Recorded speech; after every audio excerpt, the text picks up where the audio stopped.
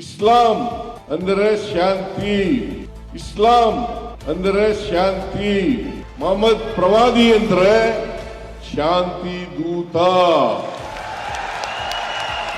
ಸಮಾಜದಲ್ಲಿ ಶಾಂತಿಯನ್ನು ಕಾಪಾಡಲಿಕ್ಕೆ, ಮನುಷ್ಯತ್ವವನ್ನು ಬೆಳೆಸಲಿಕ್ಕೆ, ಈ ಬಾಂಧವ್ಯವನ್ನು ಬೆಳೆಸಲಿಕ್ಕೆ, ಪರಸ್ಪರ ಪ್ರೀತಿ, ವಿಶ್ವಾಸ, ಗೌರವ ಇವುಗಳನ್ನ ನೆಲೆಸಲಿಕ್ಕೆ ಪ್ರಯತ್ನ ಮಾಡಿದಂಥವರು ಮೊಹಮ್ಮದ್ ಪ್ರವಾದಿಯವರು ಅಂತಕ್ಕಂಥದ್ದನ್ನ ಇವತ್ತು ಅರ್ಥ ಮಾಡ್ಕೋಬೇಕಾಗುತ್ತೆ.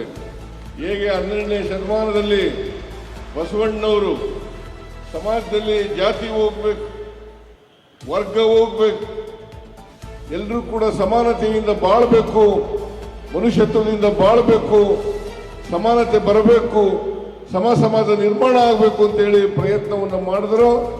ಅದೇ ರೀತಿಯಲ್ಲಿ ಮೊಹಮ್ಮದ್ ಪ್ರವಾದಿಯವರು ಈ ಮನುಷ್ಯತ್ವ ಬೆಳಿಬೇಕು, ಪರಸ್ಪರ